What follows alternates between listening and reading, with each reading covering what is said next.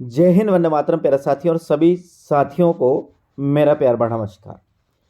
साथियों, आज की अब क्लास में पढ़ने वाले हैं चौहान वंश। राजस्थान का इतिहास एवं कला संस्कृति की ये किताब है और ये अपने विद्यालय में कक्षा 10वीं की क्लास में चलती है। साथियों, उनसे हम राजस्थान जी के पढ़ रहे हैं और आज क्या पढ़ रहे हैं एक बार पुनः देखिएगा। चौहान वंश पढ़ रहे हैं। ये चौहान वंश शुरू होता है साथियों शाकंभरी के चौहानों से, अजमेरों के चौहानों से शुरू होता है। तो हम शुरू करते हैं आज क्लास को। और ये जो क्लास है साथियों, रीट परीक्षा जो एग्ज़ाम है लेवल प्रथम और लेवल द्वितीय, साथ ही साथ आरपीसी फर्स्ट ग्रेड और सेकंड के लिए बहुत ही महत्वपूर्ण है। तो हम शुरू करते हैं साथियों। देखिएगा, आज जो अपनी क्लास शुरू होती है वो होती है शाकंभरी का चौहान वंश एवं इसके प्रतापी शासकों से साथियों ये शुरू होती है। तो देखिएगा, इस चौहान वंश की उत्पत्ति के विषय में बहुत विवाद है। वंशावली और ख्यातों ने इनको अग्नि वंशीय माना है और डॉक्टर गौरीशंकर हीराचंद ओझा के विचार से सूर्यवंशी क्षत्रिय तो कौन? शाकंभरी के चौहान। देखिएगा, डॉक्टर गौरीशंकर हीराचंद ओझा ने इन्हें सूर्यवंशी क्षत्रिय माना है। तो अचलेश्वर महादेव मंदिर, अचलेश्वर मंदिर के लेख में इन्हें चंद्रवंशीय माना है। ये भी आपको ध्यान रखना है। गौरीशंकर हीराचंद ओझा ने इन्हें सूर्यवंशी माना है। तो अचलेश्वर मंदिर का जो लेख है साथियों, उनमें इन्हें चंद्रवंशीय माना है और कई विद्वान इन्हें आर्य मानकर विदेशी बताते हैं। इन सभी मतों का विवेचन करते हुए डॉक्टर दशरथ शर्मा चौहान की उत्पत्ति ब्राह्मण वंश से मानते हैं। देखिएगा, दशरथ शर्मा के अनुसार जितने भी बताया अभी तक अपन ने जितने भी वंश पढ़े साथियों, इन्होंने लगभग सभी राजपूतों को ब्राह्मण वंश ही माना है। तो ब्राह्मण को शर्मा भी कहते हैं और शर्मा को ब्राह्मण भी कहते हैं। तो आप ये ध्यान रखना, यदि दशरथ शर्मा आता है तो निश्चित रूप से आप ब्राह्मण वंश लगा दीजिएगा। और गौरीशंकर हीराचंद ओझा आते तो आपको क्या बताना है? सूर्यवंशी बताना है। और यदि अचलेश्वर महादेव मंदिर का लेख की बात करते हैं साथियों, तो वहाँ पर अपन को चंद्रवंशी बताना है। आगे हम बात करते हैं। इसके बाद अपने पास आता है बिजोलिया का शिलालेख। बिजोलिया कहाँ पर है साथियों? बिजोलिया अपने पड़ता है ये भीलवाड़ा में। तो आपको ध्यान रखना है, बिजोलिया पड़ता है भीलवाड़ा में। तो बिजोलिया शिलालेख के अनुसार सांबर झील का प्रवर्तक या फिर साथियों निर्माण करता, सांबर झील का जो निर्माण करता है वो कौन है? वासुदेव चौहान का आदि पुरुष था। यानी कि सांबर झील का निर्माण करवाया वे वासुदेव चौहान द्वारा ही करवाया गया है, जिसका समय 551 ईस्वी के लगभग माना जाता है। और ये कई बार एग्जाम आया साथियों कि सांबर झील का निर्माण किसने करवाया। तो सांबर झील का निर्माण जो करवाया साथियों, वो करवाया वासुदेव चौहान ने। और चौहानों की जो समय उत्पत्ति का समय माना है साथियों, वो माना है 551 ईस्वी। आरंभ में चौहान गुर्जर प्रतिहारों के सामंत थे, परंतु गुहुक प्रथम ने गुर्जर प्रतिहारों की अधीनता से चौहानों को मुक्त करवाया। ध्यान रखना, वह कौन सा शासक था जिसने चौहानों को गुर्जर प्रतिहारों से मुक्त करवाया साथियों? तो वह आएगा गुहुक प्रथम। गुवक प्रथम आएगा। कौन आएगा? गुवक प्रथम। ध्यान रखनी है, वह आएगा गुवक प्रथम। आगे हम बात करते हैं। जो इसी वंशज सामंत सांबर का शासक था, जो वश्य गोत्रीय ब्राह्मण वंश में पैदा हुआ था। वाकपति राज चौहानों का शक्तिशाली शासक हुआ, जिसने प्रतिहारों को परास्त कर अपनी शक्ति का परिचय दिया। विग्रह राज द्वितीय चौहानों का एक अन्य शक्तिशाली शासक था। 983 ईस्वी का हर्षनाथ लेख इनकी विजयों का उल्लेख करता है। उसने गुजरात के चालुक्य शासक मूलक राज को परास्त किया। किसने?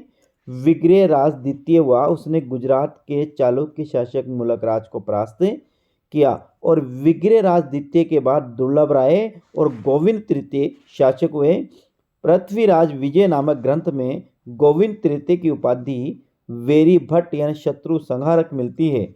और फरिश्ता के अनुसार गोविंद तृतीय ने गजनी के शासक को मारवाड़ में आगे बढ़ने से रोका है, ऐसा लिखा हुआ है।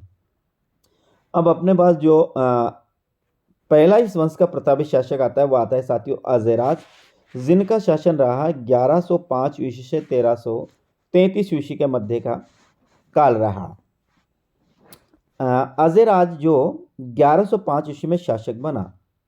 इस वंश का प्रतापी शासक था और 1113 ईस्वी में अजमेर अजमेर नगर बसाया। किस नाम से बसाया? अजमेरू नाम से। किस नाम से? अजमेरू नाम से अजमेर नगर बसाया। किसने बसाया? ध्यान रखना, अजय राज ने बसाया, अजय पाल ने नहीं बसाया, ये ध्यान रखना। दो राजा आएंगे आपके इसी वंश में, एक अजय राज आएगा, एक राजा ये अर्णोराज आएगा। तो याद रखना, अजमेर का निर्माण करवाया, अजमेर जो बसाया वो अजयराज ने बसाया साथियों। तो चांदी एवं तांबे के सिक्के चलाए जो अजय प्रिय धर्म कहलाए। क्या कहलाए? अजय प्रिय धर्म नाम के चांदी के सिक्के किसने चलाए? तो साथियों आपको ध्यान रखना है, ये चलाए अजयराज ने। कुछ मुद्राओं पर उनकी रानी सोमलवती का नाम भी अंकित है। ये भी ध्यान रखना, अजयराज की पत्नी का नाम था, रानी का नाम था सोमलवती, और इनके द्वारा जो चांदी और सोने के सिक्के चलाए उनमें से कुछ सिक्कों पर इनकी पत्नी का नाम भी मिलता है, जो नाम था इनकी पत्नी का वो था सोमलवती। अजयराज व शैव मतावलंबी होने के साथ साथ एक धर्म सहिष्णु शासक था। उसने जैन और वैष्णव धर्मावलंबियों को सम्मान की दृष्टि से देखा। उसने नए नगर में जैन धर्मावलंबियों को मंदिर बनाने की अनुमति दी और पार्श्वनाथ के मंदिर के लिए स्वर्ण कलश प्रदान किया। तो अजयराज में आपको याद क्या रखना है? अजयराज में पहली बात आपको याद रखना है, अजमेर नगर के स्थापत्यकर्ता, अजमेर नगर बसाया। किसने बसाया? अजयराज ने बसाया, ये आपको ध्यान रखना है। दूसरी बात, इनके द्वारा किसके? चांदी और किसके? सोने के सिक्के चलवाए और चलाए, और उन सिक्कों का नाम क्या था? अजय प्रिय धम्ब था, और कुछ सिक्कों पर इनकी पत्नी सोमलवती का नाम भी अंकित मिलता है। एक और याद रखना, ये किस धर्म को मानने वाला, किस मत को मानने वाला ये राजा था? तो ये था साथियों शैव मतावलंबी, यानी भगवान शिव को मानने वाला ये राजा था साथियों। एक और याद रखना कि इन्होंने अजयराज ने किस मंदिर पर स्वर्ण कलश भेंट किया? तो ये याद रखना है आपको, पार्श्वनाथ का जो मंदिर है इस मंदिर पर साथियों इन्होंने स्वर्ण कलश को भेंट किया, ये आपको याद रखना है। अगला राजा आता है अपने पास, अर्णोराज आता है, दूसरा राजा। अर्णोराज ने तुर्कों एवं मालवा के शासकों को परास्त किया, मगर गुजरात के शासक कुमारपाल चालुक्य से क्या हो गया? ये परास्त हो गया, यह ध्यान रखना। गुजरात का जो शासक था कुमारपाल चालुक्य, उससे यह परास्त हुआ। उसने अजमेर में आना सागर झील एवं पुष्कर में वराह मंदिर का निर्माण करवाया। ये दोनों चीज़ें बहुत ही इम्पोर्टेंट है। कुमारपाल भी इम्पोर्टेंट है, यानी कि अर्णोराज वर्सेज आप रखना, याद रखना कुमारपाल, क्या रखेंगे? अर्णोराज वर्सेज कुमारपाल, यानी कि अर्णोराज और कुमारपाल कौन था? ये गुजरात का चालुक्य शासक था। तो ये गुजरात के जो चालुक्य शासक था अर्णोराज क्या हो जाता है? पराजित हो जाता है साथियों। एक और चीज़ों को आप ध्यान में रखनी है कि अर्णोराज ने एक तो आना सागर झील का निर्माण करवाया। आना सागर झील कहाँ है? ये आना सागर झील अजमेर में ही है साथियों। एक पुष्कर में जो वराह मंदिर है उसका निर्माण भी किसके द्वारा करवाया गया? अर्णोराज द्वारा ही करवाया गया। अर्णोराज शैव था और अजयराज भी क्या था? शैव था। दोनों ही शैव मतावलंबी थे साथियों, किंतु उसमें अन्य धर्मावलंबियों के प्रति सहिष्णुता की भावना थी। उसने अजमेर में, याद रखना ये प्रश्न बहुत अच्छा, उसने अजमेर में खरतरगच्छ के अनुयायियों के लिए भूमि दान दी। ये याद रखना आपको, खरतरगच्छ के अनुयायियों के लिए भूमि दान करने वाला चौहान शासक कौन था? तो आपको ध्यान रखना है, वो था साथियों अर्णोराज। कौन था? अर्णोराज था, जिसने खरतरगच्छ के अनुयायियों के लिए भूमिदान प्रदान की। आगे, देवबोध और धर्मघोष उसके समय के प्रकांड विद्वान थे। किसके समय के? अर्णोराज के। यानी कि यह भी कहा जाता है कि अर्णोराज के दरबार में दो प्रसिद्ध विद्वान थे जिसका एक का नाम था देवबोध और एक का नाम था धर्म घोष साथियों, जिन्होंने इन्हें सम्मानित किया था।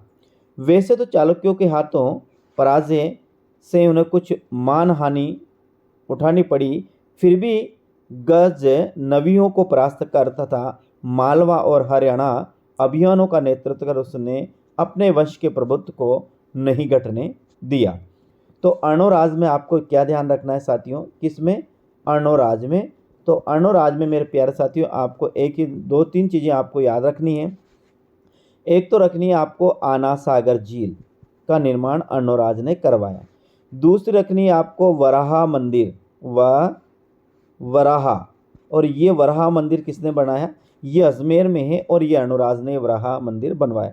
दूसरा याद रखना आपको, खरतरगच्छ के अनुयायियों के लिए जो भूमि दान दी वो अर्णोराज ने ही दी। अगला आपको रखना है, इनके दरबार में देवबोध और धर्मघोष 2 प्रसिद्ध विद्वान थे, ये इनको आपको याद रखना है। अगला आता है साथियों विग्रहराज चतुर्थ, और ये जो शासक है ये बहुत ही महत्वपूर्ण शासक है। तो हम विग्रहराज चतुर्थ के बारे में बात करते हैं, जिसका समय रहा 1158 ईस्वी से लेकर 1163 ईस्वी के मध्य का जो समय है वो विग्रहराज चतुर्थ का समय है।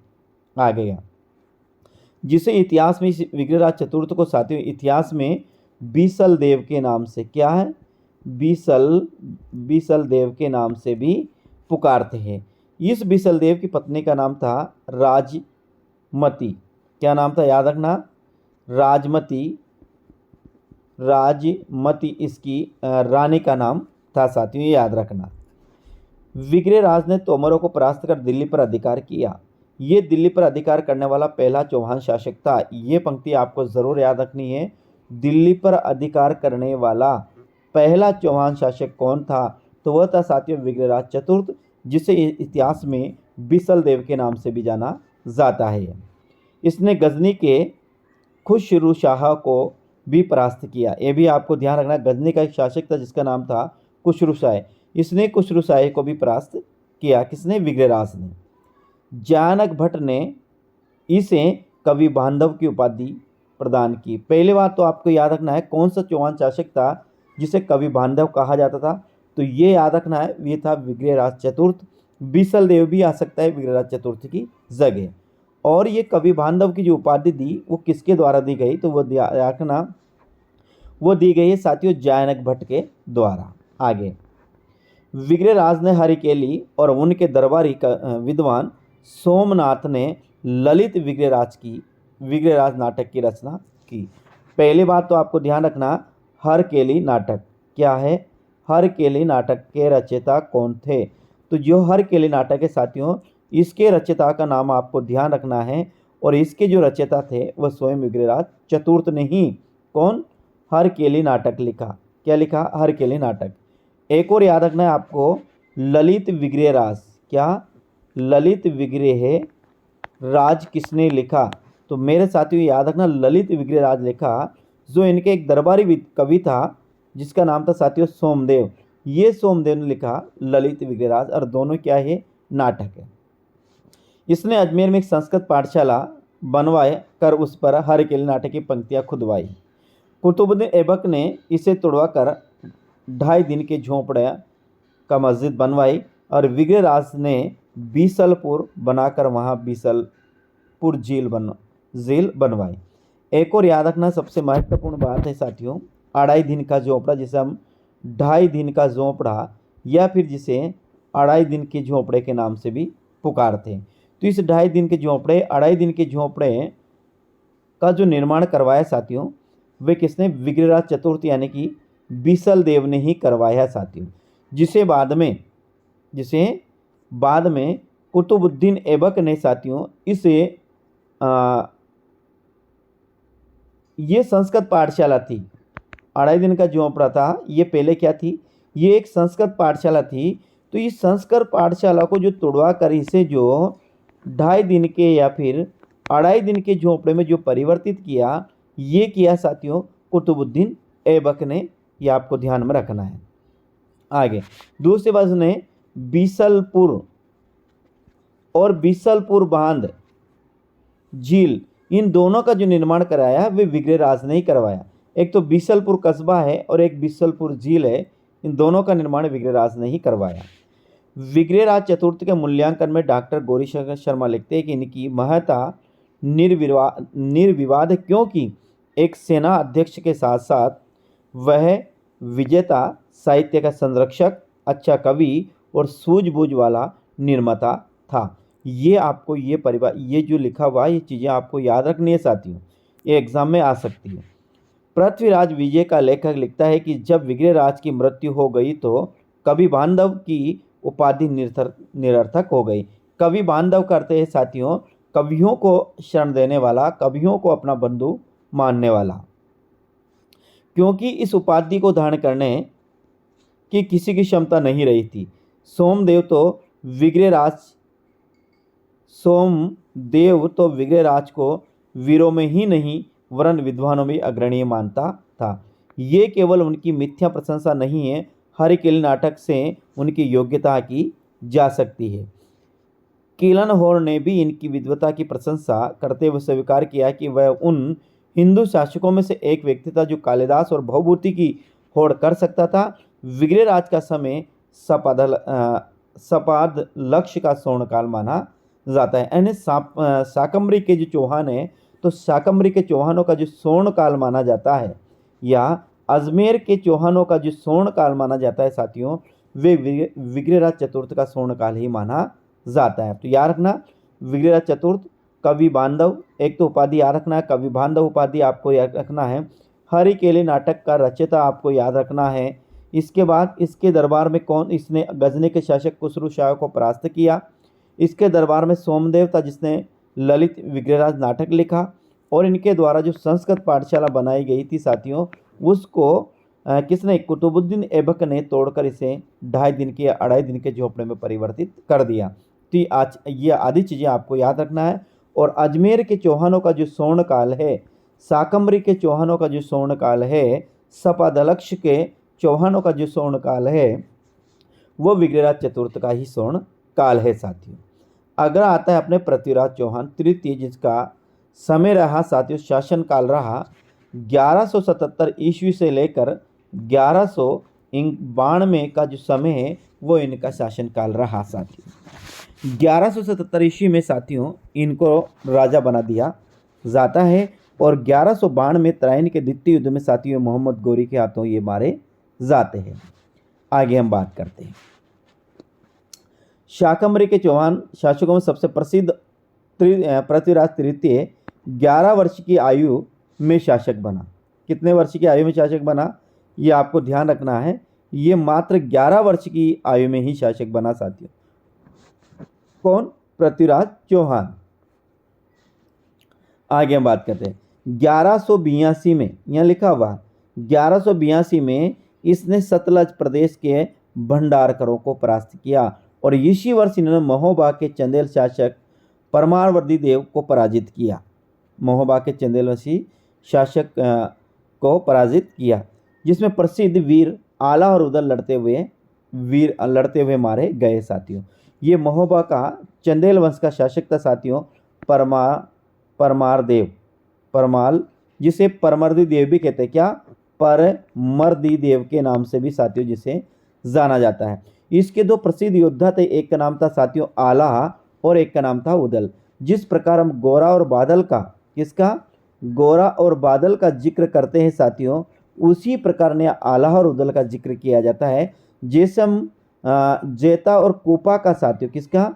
जेता और कुपा का वर्णन करते हैं, जैसे हम जेमल और फत्ता का वर्णन करते हैं, वैसा का वैसे आला उदल थे साथियों। ये आला उदल जब पृथ्वीराज तृतीय ने चंदेल शासक महोबा के चंदेल शासक परमर्देव पर आक्रमण किया, तो उसके सेना में 2 प्रसिद्ध वीर योद्धा थे आला और उदल। ये इतने पराक्रम से लड़े थे साथियों, कहा जाता है कि इतने पराक्रम से लड़े थे साथियों, इनकी वीरता की एक सुक्ति हमें साथियों किसमें परमार रासों मिलती है, जो लिखा है साथियों जगनिक ने। किसने लिखा है? जगनिक ने लिखा है परमार रासों। उसमें उक्ति मिलती है कि 12 बरस कुकर जीवे। किसने? 12 बरस कुकर जीवे, 13 बरस जीवे सियार, और बरस 18 क्षत्रिय जीवे आगे जीवन को धिक्कार। ऐसी यानी कि जो परमार रासों में जितना वीर रस का वर्णन मिलता है साथियों, उतना और किसी भी रासों में वर्णन नहीं मिलता है। आगे हम बात करते हैं। पृथ्वीराज ने कन्नौज के गढ़वाल शासक जयचंद को परास्त किया एवं स्वयंवर में उनकी बेटी संयोगिता का अपहरण कर उससे विवाह किया। याद रखना, इनकी एक पत्नी का नाम आता है साथियों संयोगिता। क्या आता है? संयोगिता। ये इनकी ही पत्नी थी और ये पुत्री थी साथियों किसकी थी? ये पुत्री थी गढ़वाल शासक जयचंद की। इसी जयचंद ने इसी दुश्मनी की वजह से साथियों किसको? मोहम्मद गोरी को भारत पर आक्रमण करने के लिए क्या किया?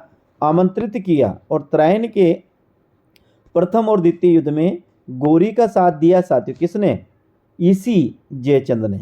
इसीलिए तो जयचंद एक उपाधि हो गया साथियों, एक व्यंग्य हो गया। आगे का त्रायन के प्रथम युद्ध जो साथियों 1151 ईस्वी में गोरी को उसने पराजित किया, मगर त्रायन का द्वितीय युद्ध 1192 में मोहम्मद गोरी से पराजित हुआ, जिससे चौहान राज्य का जो पतन हुआ, भारत में तुर्की शासन की क्या पड़ी? नींव पड़ी साथियों। पृथ्वीराज तृतीय विद्यानुरागी, गुणीजनों का सम्मान करने वाला, पृथ्वीराज विजय का रचयिता जयानक, पृथ्वीराज रासो के लेखक चंद्रप्रदाय उनके दरबार में शोभा बढ़ाते थे। यानी कि जो पृथ्वीराज रासो का रचयिता चंद्रप्रदाय है, ये भी इनके दरबार में था। और पृथ्वीराज विजय के जो रचयिता है साथियों जयानक, ये भी इनके दरबार में विद्वान थे। किसके? पृथ्वीराज तृतीय के। आगे हम बात करते हैं संयोगिता स्वयंवर कथा। कन्नौज के शासक जयचंद ने राजसूय यज्ञ किया तथा अपनी पुत्री संयोगिता के विवाह के लिए स्वयंवर का क्या किया? आयोजन किया। क्या किया? स्वयंवर का आयोजन किया। किसमें? संयोगिता के विवाह के लिए। और संयोगिता कौन थी? संयोगिता साथियों इसी जयचंद की पुत्री थी। आगे बात करते हैं। जिसमें पृथ्वीराज को छोड़कर कई राजाओं को आमंत्रित किया। इतना ही नहीं, पृथ्वीराज को अपमानित करने के लिए जयचंद ने स्वयंवर स्थल के बाहर द्वारपाल के रूप में पृथ्वीराज की मूर्ति लगवा दी। आगे संयोगिता एवं पृथ्वीराज एक दूसरे को मन से चाहते थे, अतः संयोगिता वरमाला लेकर एक एक महाराजा को देखती हुई आगे बढ़ती जा रही थी। और पृथ्वीराज नहीं पाकर वह मन ही मन बड़ी दुखी थी, किंतु जब वह दरवाजे तक पहुंची तो उसने द्वारपाल के रूप में प्रेमी की मूर्ति नजर आई। उसने माला उसी मूर्ति के गले में डाल दी। उस समय पृथ्वीराज भी वहां पहुंच चुका था। उसने संयोगिता को वहां से अपने साथ लेकर अजमेर की ओर प्रस्थान किया और चौहान सैनिकों ने गढ़ वालों को उनका पीछा करने से रोका। अजमेर पहुंचकर पृथ्वीराज ने संयोगिता से विवाह किया और इस घटना में जयचंद और पृथ्वीराज के बीच शत्रुता बढ़ गई। और इसी शत्रुता के कारण साथियों किसने? जयचंद ने मोहम्मद गोरी को भारत पर आक्रमण करने के लिए आमंत्रित किया, जो हमारे भारतवर्ष के लिए साथियों बहुत बड़ा नुकसान हुआ। आगे बात संयोगिता कथा की ऐतिहासिकता की हम बात करते हैं। इस कथा की सत्यता एवं ऐतिहासिकता के संबंध में इतिहासकार एक मत नहीं है। डॉक्टर गौरीशंकर हीरा चंदोजा इसे कपोल कल्पना मानते, जो अभी अपन ने ऊपर पढ़ी है। मानते हुए कहा कि प्रबंध कोश, हम्मीर महाकाव्य, पृथ्वीराज प्रबंध एवं प्रबंध चिंतामणि जैसे समकालीन ग्रंथों में इस घटना का कोई जिक्र नहीं है। Doctor Romil Thapar, doctor RS Tripathi ने भी इसे सही नहीं माना है। समकालीन पारसी तवाखिरों ने इस घटना का वर्णन नहीं मिलता है, किंतु अव्वल फजल ने इसका वर्णन अवश्य किया। डॉक्टर दशरथ शर्मा ने बताया कि हम्मीर महाकाव्य तथा रंबा मंजरी में ढेर सारी गलतियां हैं तथा इसमें वर्णन नहीं मिलने से सारी घटनाओं को काल्पनिक मान लिया जाए, ये उचित नहीं है। उन्होंने घटना की सत्यता को स्वीकार करते हुए बताया कि प्रेम जीवन का एक अंग है और वह सत्य एवं वास्तविक है। अतः यह घटना घटी तो हो, कोई आश्चर्य नहीं है। CV वेद एवं गोपीनाथ शर्मा ने भी इसे स्वीकार किया है। इस प्रकार संयोगिता अपहरण की घटना में कोई संदेह नहीं रहा जाता है। सदियों से चली आ रही इस कथा के समय साथ उतार चढ़ाव या अतिशयोक्तिपूर्ण वर्णनों का आना स्वाभाविक है, किंतु इस घटना की सत्यता पर शंका करना उचित नहीं है साथियों। यानी कि संयोगिता स्वयंवर की घटना कुछ विद्वान इसको साथियों सत्य मानते, तो कुछ क्या मानते हैं? काल्पनिक मानते हैं। लेकिन आपको इतना याद रखना है कि पृथ्वीराज चौहान हैं, ये पृथ्वीराज चौहान तृतीय, जिसे हम पृथ्वीराज चौहान तृतीय के नाम से भी जानते हैं। इसको आप त्रैन का प्रथम युद्ध भी याद रखना, त्रैन का द्वितीय युद्ध भी याद रखना, सहयोगिता भी आप याद रखना साथियों, भंडारकर भी आप याद रखेंगे साथियों, इन और आलाउद्दीन भी याद रखेंगे, महोबा के चंदेल वंश शासक भी आपको याद रखना है। ये सभी आपको याद रखना है इस चौहान वंश में मेरे साथियों। तो आज अपन ने जो पढ़ा है वो पढ़ा है शाकंभरी यानी अजमेर का चौहान वंश पढ़ा है। अगली जो क्लास में मेरे साथियों पढ़ने वाले हैं वो पढ़ेंगे रणथंभौर का चौहान वंश एवं इस वंश के प्रतापी शासक साथियों। तो आज की क्लास में इतना ही। कल फिर साथियों अगली क्लास में मैं आपसे मिलता हूँ और आप बेहतरीन रूप से ये जो कक्षा 10वीं किताब है साथियों इसे पढ़ते जाइएगा, ज़्यादा समय नहीं, रोज़ाना आप ये आज आप मुझे यदि आधा घंटा देते हो साथियों, मैं आपको इस प्रकार से हम पढ़ते जाएंगे और ये अपनी ये जो पूरी किताब साथियों इसको हम समाप्त कर देंगे। तो कल फिर मिलते हैं साथियों अगले क्लास में। राम राम साथियों।